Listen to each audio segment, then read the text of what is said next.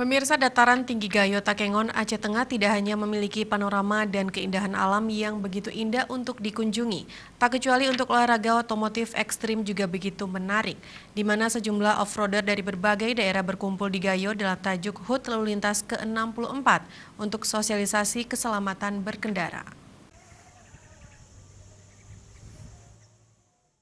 Jika biasanya para wisatawan yang hadir ke Gayo Takengon Aceh Tengah untuk menikmati panorama dan keindahan alam serta kesejukannya, namun ternyata alam Gayo juga menjadi salah satu wisata patut dicoba oleh para penggemar olahraga ekstrim otomotif satu ini.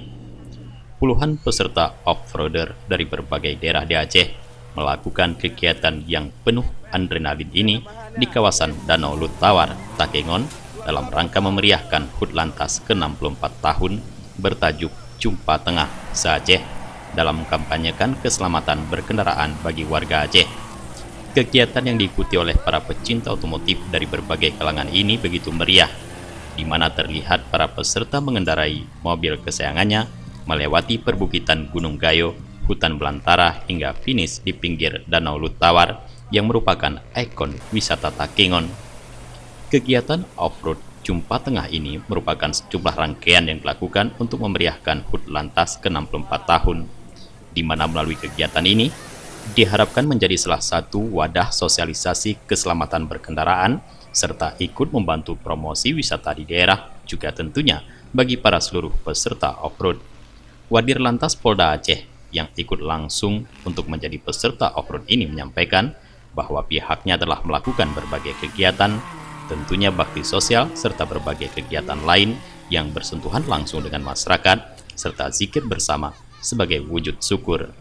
Namun yang intinya semua kegiatan menurutnya merupakan wujud dari mengkampanyekan keselamatan berkendaraan bagi masyarakat Aceh dan Gayo di kawasan Pergunungan Tengah Aceh.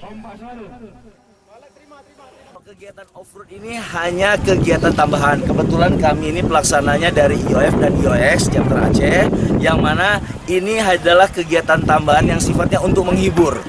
Kebetulan juga untuk menyalurkan hobi kita semua. Dan alhamdulillah semua rangkaian kegiatan sudah kita laksanakan dengan aman, lancar, dan tertib.